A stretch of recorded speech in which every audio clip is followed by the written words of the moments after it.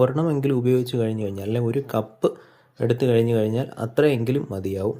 ഇത് പീരീഡ് സംബന്ധമായിട്ട് ഇറഗുലറായിട്ട് periods problems അനുഭവിക്കുന്ന, ബ്ലഡ് ഒരുപാട് നഷ്ടമാകുന്ന സ്ത്രീകളൊക്കെ ഉണ്ട് എന്നുണ്ടെങ്കിൽ തീർച്ചയായിട്ടും ഇതിലൊരെണ്ണം ഉപയോഗിക്കുകയാണെന്നുണ്ടെങ്കിൽ നിങ്ങൾക്ക് അതിൻ്റെ ബെനിഫിറ്റ് കിട്ടുക തന്നെ ചെയ്യും എന്നുള്ളതാണ് വലിയൊരു കാര്യം. ഇത് നമ്മുടെ കേരളത്തിൽ ഇപ്പോൾ ഒരുമാതിരിപ്പെട്ട വീടുകളിലെല്ലാം ഇത് കാണും. പക്ഷേ നല്ല വെട്ടമുള്ള, നല്ല വെളിച്ചമുള്ള സ്ഥലങ്ങളിൽ വേണം ഇത് നട്ടു വളർത്താൻ വേണ്ടിയിട്ട്. അതിൻ്റെ ഒരു വളമായിട്ട് ഇവർ പറയുന്നതെന്ന് പറഞ്ഞു കഴിഞ്ഞാൽ ചാണകപ്പൊടി മാത്രം കൂടുതലായിട്ട് ഇട്ട് കൊടുത്താൽ പോലും ഇത് നല്ല രീതിക്ക് ഉണ്ടാവും. കൂടുതൽ രാസവളങ്ങളൊന്നും ചേർക്കണം എന്നില്ല.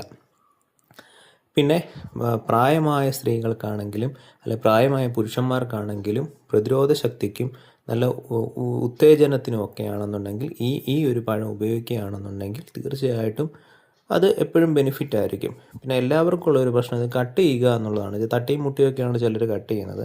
പക്ഷേ അതിൻ്റെ ഒന്നും ആവശ്യമില്ല. ഇത് കട്ട് ചെയ്യുന്നതിന് തന്നെ ഒരു രീതിയുണ്ട്. ആദ്യം മണ്ടഭാഗം കട്ട് ചെയ്യുക, പിന്നെ എൻ്റെ 4 സൈഡും ജസ്റ്റ് ഒന്ന് പോറി വിടുക. പോറുക എന്ന് പറഞ്ഞാൽ ഇച്ചിരി കട്ടയിൽ കത്തി വെച്ചിട്ട് ഒന്ന് പൊളന്ന് വിടുക. അതിനുശേഷം ഒന്ന് പൊളത്തി കഴിഞ്ഞാൽ തന്നെ അത് തുറന്നു വരുന്നതായിരിക്കും. ഇതിൻ്റെ ഉള്ളിലുള്ള ഒരു എൻ്റെ സീഡോട് കൂടിയിട്ടുള്ള ഭക്ഷണം വേണം നമ്മൾ കഴിക്കാൻ വേണ്ടിയിട്ട് എപ്പോഴും ശ്രമിക്കുക. എല്ലാവരും ജ്യൂസ് അടിച്ചൊക്കെ കുടിക്കുന്നവരുണ്ട്. ജ്യൂസ് അടിച്ച് കുടിക്കുന്നതിനെക്കാട്ടിൽ എപ്പോഴും നല്ലത് ആ സീഡോടുകൂടി തന്നെ ചവച്ചരിച്ച് കഴിക്കുന്നതായിരിക്കും നല്ലത്.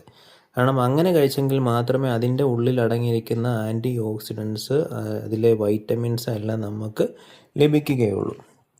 മാത്രമല്ല കുട്ടികൾക്കിത്